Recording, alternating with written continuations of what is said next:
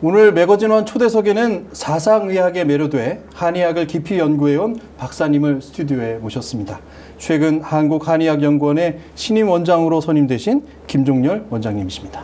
반갑습니다, 원장님. 반갑습니다. 예, 한국한의학연구원, 흔히 키움이라고 불리는 연구원으로 알고 있는데요. 네. 어떤 기관인지 소개를 좀 부탁드리겠습니다. 93년 이전에는 한의학 분야에 정부 투자가 전혀 없었고요.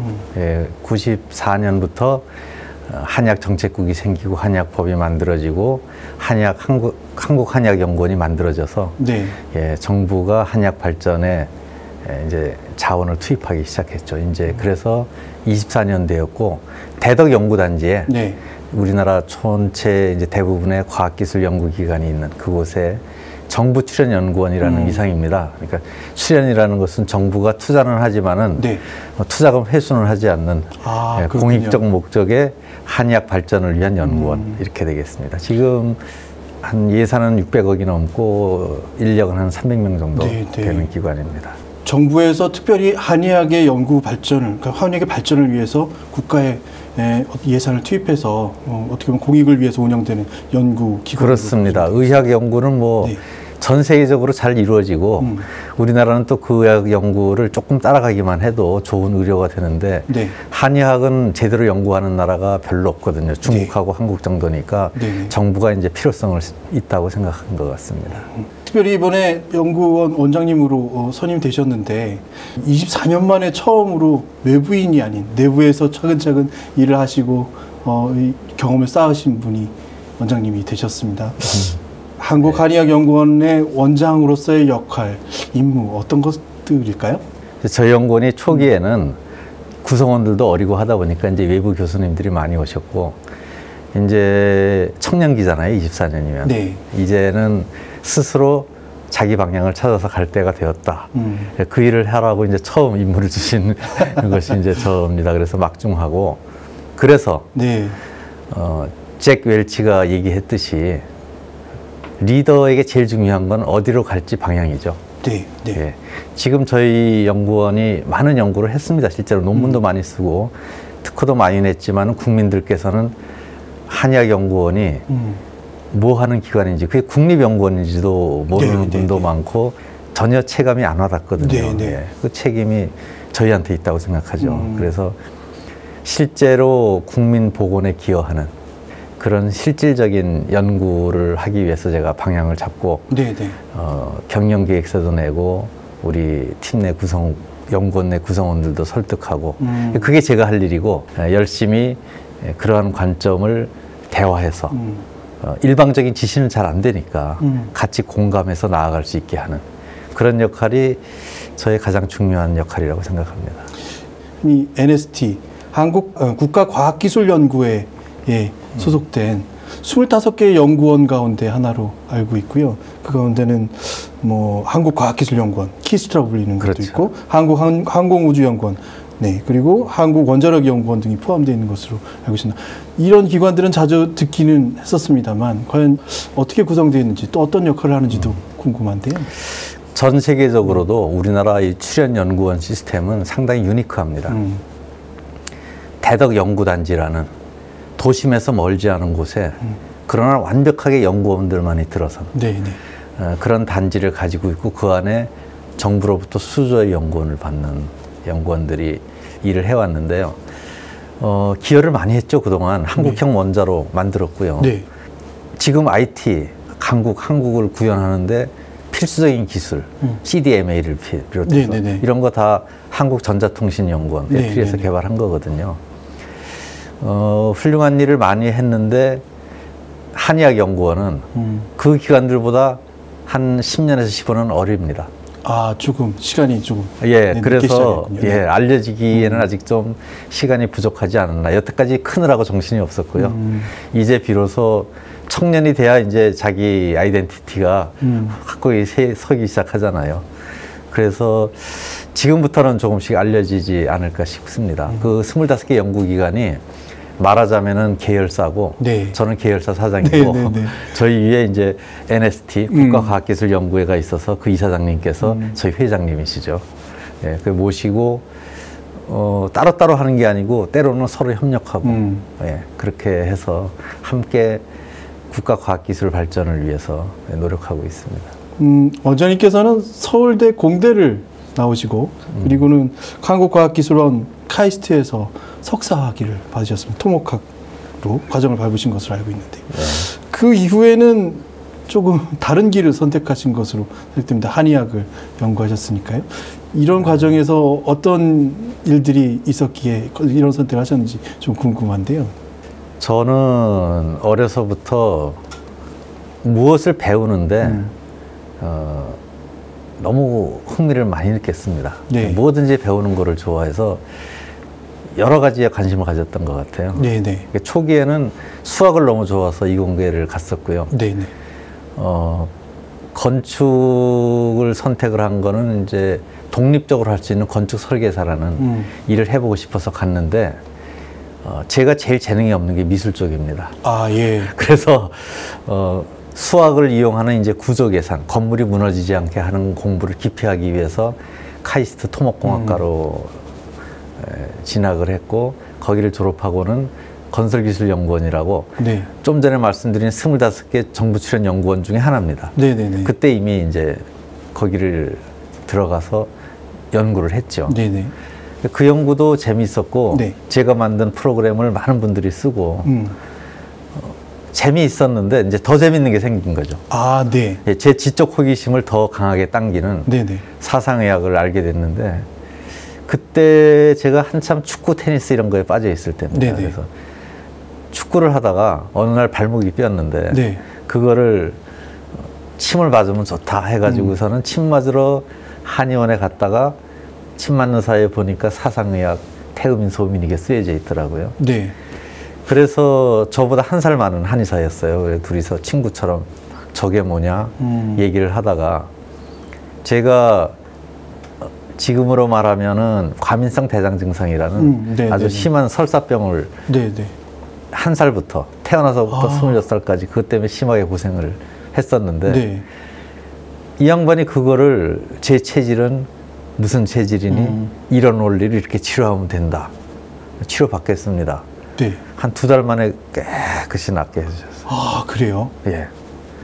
근데 더 재밌는 거는 네.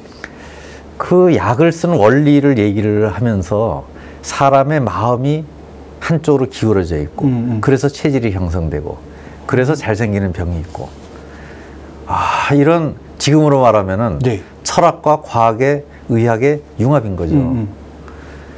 그래서 너무 거기에 환상적으로 제가 끌려들어서 그 사상의학을 혼자서 공부하기 시작하다가 나 그냥 이걸로 바꿔야 되겠다 해서 한의대를 다시 들어갔습니다. 네. 새로운 것에 대한 호기심이 조금 더 남다르신 부분이 있지 않을까 생각이 듭니다. 그렇습니다. 네. 지금도 그렇습니다. 네. 저는 지금도 그래서 제가 갖고 있지 않은 것을 누군가가 이렇게 보여주거나 하면은 열심히 배우죠. 예. 한의사가 되는 과정에서 사실은 원불교를 만나신 것으로 들었습니다. 그래서 원불교를 발견하게 되는 것이 아까 철학적인 기반이 있으셨다고 말씀을 하셨는데요. 이런 고민들은 어떻게 그 과정에 전개됐는지도 조금 궁금한데요. 사상의학을 공부하게 되는 과정과 원불교를 알게 되는 과정은 전혀 독립적이고요. 네네. 관계가 없고 다만 네. 그 두 가지 일이 같은 해에 일어났죠. 네, 건설기술연구원에서 일하던 1985년에 사상의학도 알게 됐고 그때 제가 과학원에서 정각도라고 그 국선도입니다. 네네. 그 국선도 수련하는 동아리에서 새벽에 그 수련을 했었는데 그거를 하다가 제가 종교는 집안은 원래 카톨릭입니다만은 대학교 들어가서는 불교 서적을 많이 읽었거든요. 네네. 그래서 선을 하고 싶다. 더 깊이 들어가서 선을 하고 싶다. 그런 생각을 가지고 있었습니다. 근데 제 건기연의 같은 동료 연구원의 김병석 씨라고 원불교 본명으로는 이제 명택 씨인데요. 네. 그 명택 씨가 저하고 또 서울대 동기예요. 같은 나이고 친하니까 이제 친해져서 쉽게 얘기를 하면서 제가 좌선을 하고 싶다 그러니까 이 친구가 그러면은 우리 교당에 가자. 그래서 처음 원불교라는 게 있다는 걸 그때 처음 알았습니다. 네네. 그 친구를 따라서 원불교 반포도교단에 가서 새벽 자선을 시작했죠. 그러다가 거기 청년들하고도 어울리게 되고 했는데 그 당시 교무님이나 그 명택 씨도 참 인격이 좋았어요. 예, 그 연구원 안에서 인정받는 훌륭한 인격. 그 반포교당의 청년 교도들도 너무 성품이 맑고 좋은 거예요. 이 훌륭한 분들이 공부하는 종교도 하는 느낌이 하나 있었고, 또 하나는 원불교 교전을 선물 받아서 읽었는데 교법의 총설에 네. 이 세상 모든 종교의 뿌리는 하나이나 하는 말씀이 있습니다. 네네. 그 부분에 너무 매료됐습니다. 모든 종교의 뿌리는 하나지, 그렇지. 훨씬 더 깊이 있는 종교인 것 같다. 이렇게 네네. 생각이 돼서 나중에 이제 입기를 하게 됐습니다.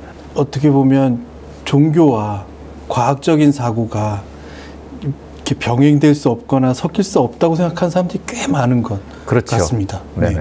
그 논쟁에서 매번 불꽃이 튀기는 것들을 보기 마련인데 네. 어떻게 보면 그 융합부터 우리 세상이 다 연결되어 있다는 원불교는 그 두 가지가 아주 잘 조화가 되어 있는 정말 합리적인 종교라고 생각을 합니다.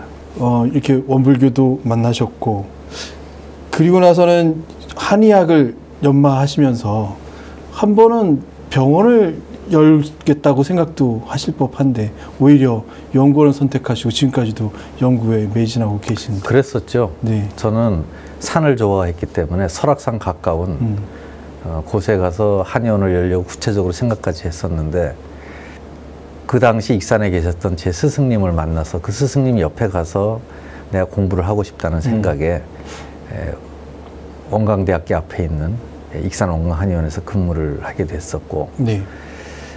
그런데 이제 원래 한의원을 해도 저는 연구를 하려고 생각했어요. 제가 과학원에서 배운 과학기술을 그냥 사장시킬 수는 없다. 그걸 활용해서 연구를 해야 되겠다 했는데 제가 8년 동안 한의원을 하면서 한의학 임상의 문제점을 정확히 깨달았죠. 사상의학의 치료 효과, 우수함도 깨달았지만 또 한계도 깨닫게 돼서 이 문제를 해결하기 위해서는 내가 개인적으로 연구해서는 부족하다. 그러니 한국한의학연구원에 들어가서 국가연구비로 크게 연구를 해야 되겠다 생각하고 나중에 한의학연구원 들어가게 됐죠. 원장님께서는 체질의학 분야 연구 논문 발표 횟수가 세계 1위를 기록하고 있는 것으로 알고 있습니다. 이렇게 사상의학을 규명하기 위해서 굉장히 많은 작업들을 하셨을 것 같은데 주로 어떻게 작업하고 어떤 분야의 연구를 해오셨나요? 이제 체질의학을 세계의학계에서는 컨스티튜셔널 메디신이라고 합니다. 여기에는 사상의학만 있는 건 아니고 중국에도 네. 체질의학이 있고 인도에도 아유르베다라는 훌륭한 체질의학이 있고 또 현대 유전체의학에서도 체질의학이라고 합니다. 이제 그 중에서 처음에는 사상의학을 세계 연구자들이 거의 몰랐는데 제가 우리 팀원들하고 연구를 하면서 이제 널리 알려져서 논문이 그만큼 많아진 것이고요. 저는 진료를 하면서 네. 의사들이 너무 부러웠어요. 네. 의사들은 환자가 와서 어떤 증상을 얘기하면은 의심되는 검사를 시키면 되잖아요. 그러면 검사 결과에 거의 나옵니다. 이 사람이 무슨 질병인지. 그러고 나서 그게 나오고 나면 진료 지침에 따라서 무슨 약, 어떤 치료법을 써야 될지도 따라서 하면 되거든요. 한의사는 그런 거 없이 그냥 맨손으로 네. 얼굴을 관찰하고 맥을 짚어보고 네. 이런 거 저런 거 물어보고 어떤 체질인지 또는 우리는 변증이라는 말을 씁니다. 어떤 네네. 변증인지 그래서 어떤 처방을 써야 될지를 오직 혼자서 다 해야 돼요.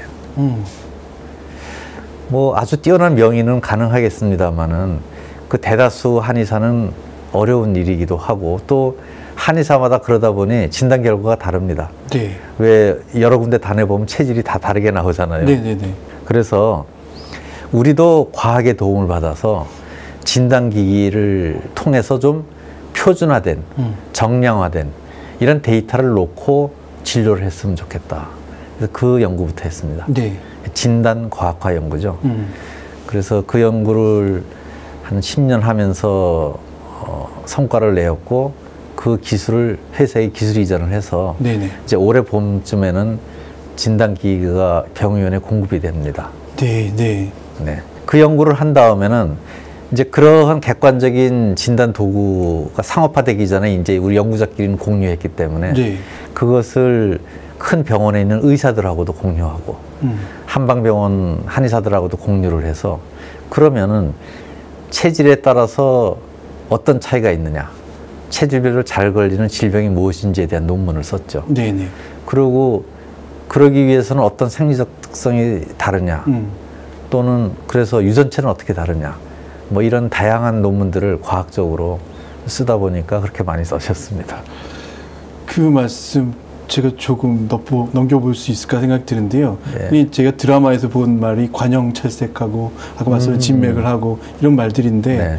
때로는 환자들도 네. 한의학에 가면 뭔가 이렇게 눈에 보이는 어떤 것들이 보여졌으면 하는 생각들을 많이 하면서 그렇죠. 다 찾게 되는데 최근에는 많은 한의사분들이 나름대로의 어떤 도표라든지 어떤 자료들을 제공하면서 환자들에게 설명을 자세하게 해주시는 경우도 듣게 되는 것 같습니다. 근데 방금 말씀하신 게 이런 기기들이 아닐까 싶어요. 맥진, 설진, 영상진단, 음성진단 이런 기기들을 지금까지 만들어 오셨고 이 분야에서는 120개가 넘는 특허를 지금 그렇습니다. 특허하고 계신 것으로 알고 있는데 예, 모두 저 혼자 한 게 아니고 아주 훌륭한 한국 최고의 과학자들, 공학자, 물리학자, 수학자들이 다 있습니다.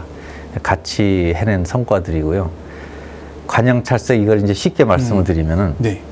오감형 진단기라는 그 용어를 제가 만들었어요. 네. 우리의 이목구비, 이 오감을 이용한 진단인데 이게 지금까지는 과학화되지 못했던 이유가 서양의 진단기기는 오감으로 캐치할 수 없는 거를 진단하잖아요. 예를 그렇죠. 들어서 예. 엑스레이, CT, 네. 혈액검사 다 사람 눈으로 안 보이는 거예요. 네.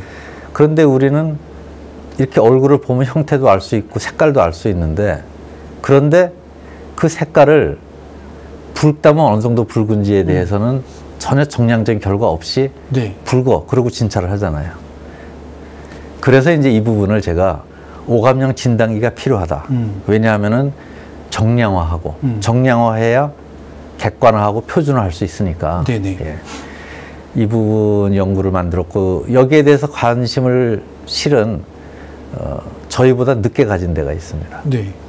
늦게 가진 데다가 포기도 했는데 네. 구글입니다. 아 그래요? 네. 구글 글라스 들어보셨죠? 네, 그 안경 말씀하시는 거죠. 네. 구글 글라스의 목표 중에 하나가 네. 구글 글라스를 통해서 얼굴에 대한 영상이 들어오잖아요. 그 정보를 가지고 질병을 진단하겠다는 거였어요. 아 그렇군요. 네. 네. 시도하다가 포기했죠. 잘 안 되거든요.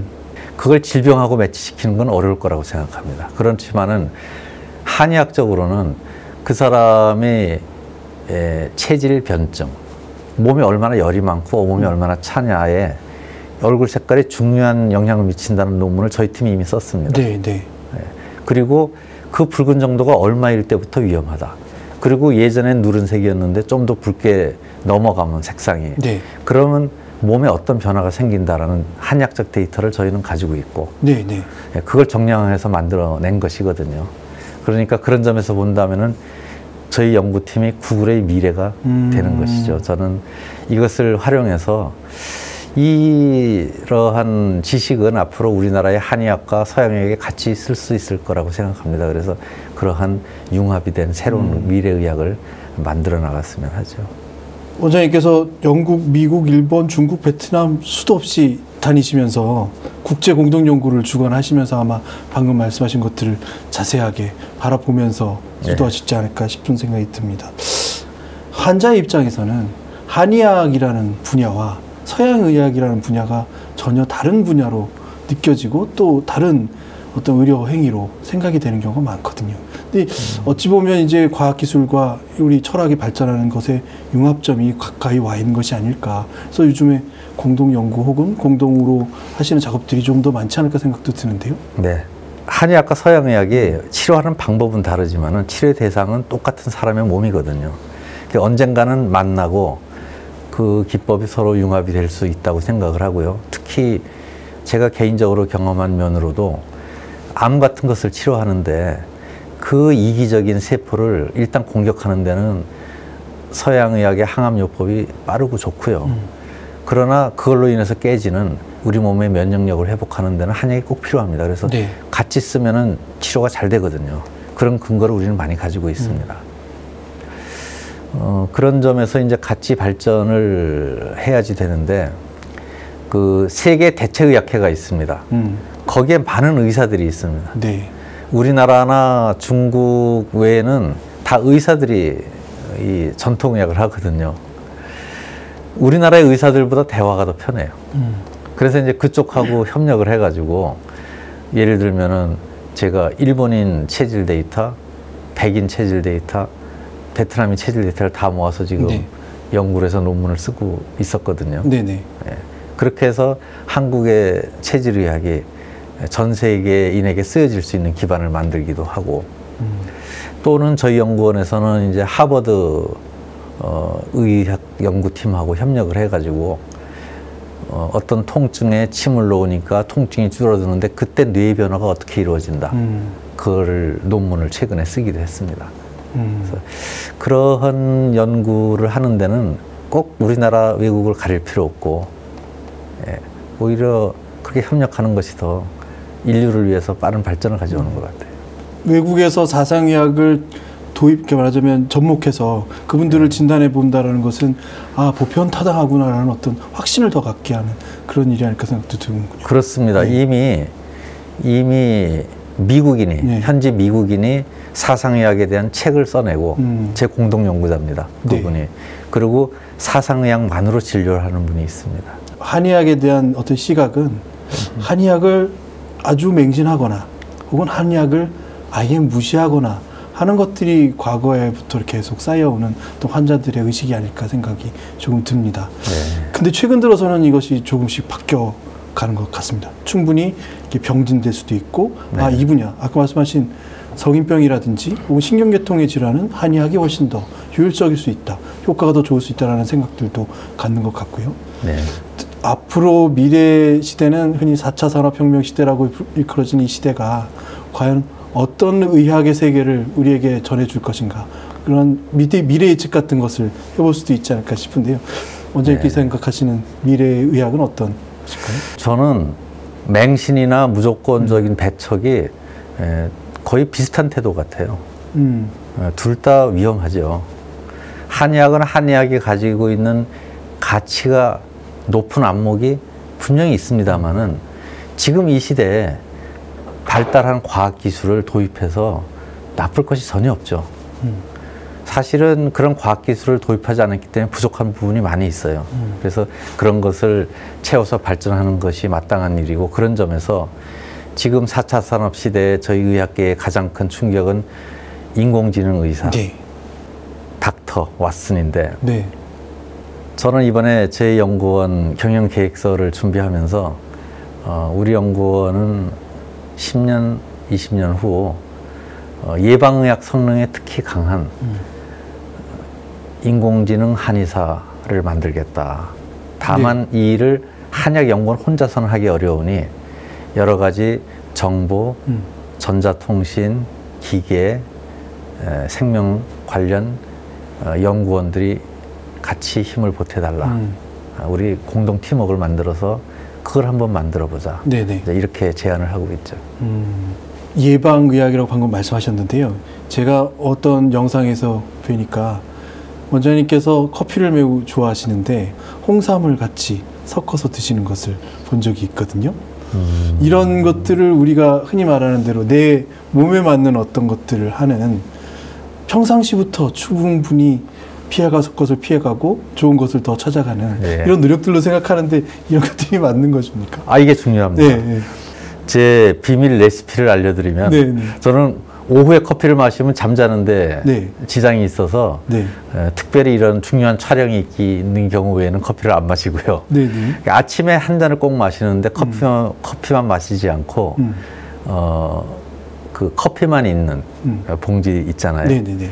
프림 이런 것 없이 네네. 그거 하나에 홍삼차 2개 그리고 꿀 이렇게 넣어서 마시면 아침에 상당히 배도 따뜻해지고 힘이 납니다. 근데 이제 그건 아침에 한번 먹는 거고 그 네네. 외에도 유자차라든지 레몬차라든지 또 뭐 계피차, 생강차 이렇게 제 체질에 맞는 차를 잔뜩 구비해 놓고 하루에 그걸 한두 잔씩 마시죠. 한약은 1년 가도 뭐 한 번, 두 번 먹을까 말까지만 차는 하루에 여러 잔씩 1년 내내 먹지 않습니까? 그래서 저는 차의 공덕이 약의 공덕보다 오히려 더 크다. 이제 연구원 원장님으로 이제 시작하시고 계시거든요. 가능한 일이기 때문에 여기까지는 정말 이루고 싶다라는 어떤 계획들도 가지고 계실 것 같고요. 네. 네, 한국한의학연구원이 앞으로 추진해야 할 그런 연구 과제들 어떤 것들이 있을까요? 일단은 국민보건에 직접 기여하는 연구. 저희 연구원이 나름대로 여러 가지 물질들을 개발을 해가지고 찾아서 기술 이전을 해서 뭐 이 건강기능성 식품회사에서 만들기도 했지만은 그것이 국민에게 크게 쓰여지는 단계가 되지 못하였고, 특히 한방병의원 쪽에는 기여한 것이 좀 많지 않습니다. 그래서 저희 유관단체, 뭐 한의사협회, 한의학회, 병원협회 이런 데의 요구를 듣고 또 의료 수요자인 국민들의 요구를 좀 듣고 이렇게 해서 실제 그분들이 체감할 수 있는, 아, 한약 안전하게 먹을 수 있구나, 이거부터 그 한약을 이 병에 먹으면 확실히 효과가 있다는데 암 치료는 한약과 양약을 같이 쓰면은 훨씬 치료율이 높대, 과학적으로 입증이 됐어. 네. 예, 이런 연구를 하도록 노력할 계획입니다. 시청자분들께 전하고 싶은 말씀도 조금 계실 것 같습니다. 한국한의학연구원을 이런 시각으로 바라봐 주셨으면, 또 도움을 이런 것들을 주셨으면 하는 생각도 계실 것 같은데요. 카메라를 보시고 전하시고 싶은 말씀을 전하시겠습니다.